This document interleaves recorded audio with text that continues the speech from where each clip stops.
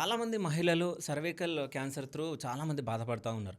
అసలు cervical cancer అంటే ఏంటి? అది ఎలా వస్తుంది అసలు? సో సర్వైకల్ క్యాన్సర్ అంటే ఫస్ట్ మనకి సర్విక్స్ అంటే ఏంటో తెలియాలి. మనకి మామూలుగా ఏంటంటే అన్నీ ఒకటే అనుకుంటాం, మనం జెనైటల్ ఆర్గన్స్ అన్నీ కలిపి ఒకటే అనుకుంటాం. సో వెజైనా అంటే మానం, అంటే మీకు సెక్స్లో పార్టిసిపేట్ చేసే స్టార్టింగ్ ఉంటుంది కదండి, అది యురెత్రా కింద ఉంటుంది. అది ఇమేజెస్లో అయితే కొంచెం నేను బెటర్గా ఎక్స్ప్లెయిన్ చేయగలను. సో దీని తర్వాత లోపలికి గర్భాశయం ఉంటుంది.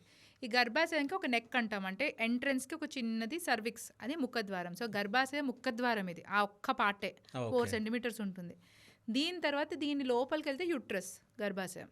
ఆ యుట్రస్కి సైడ్కి ఇలా గుడ్లు వెళ్ళాడుతుంటాయి, ఫెలోపియన్ ట్యూబ్స్ అవన్నీ ఉండి గుడ్లు వెళ్ళాడుతుంటాయి, అండాశయం. సో మనకి జెనైటల్ విమెన్కి ఏమేమి క్యాన్సర్ రావచ్చు అంటే స్టార్టింగ్ నుంచి అన్నీ రావచ్చు.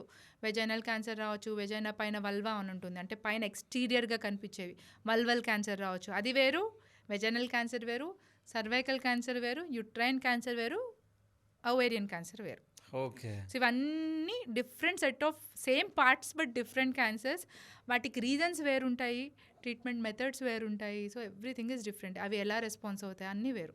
సో ఇప్పుడు మనం సర్వైకల్ క్యాన్సర్ గురించి మాట్లాడుతున్నాం అంటే జనరల్గా 90% హెచ్పివి వైరస్ అనే ఇన్ఫెక్షన్ వల్ల వస్తుంది. ఓకే. సో ఈ వైరస్ జనరల్గా సెక్షువల్గా స్ప్రెడ్ అవుతుంది. అది ఓరల్ సెక్స్ అవ్వనండి, పెనిట్రేటివ్ సెక్స్ అవ్వనండి, జనరల్గా సెక్సువల్గా స్ప్రెడ్ అవుతుంది. సో అందుకనే మనకి సర్వైకల్ క్యాన్సర్కి ఒక వ్యాక్సిన్ కానీ ప్రివెన్షన్ అవన్నీ డిస్కషన్స్ వస్తాయి.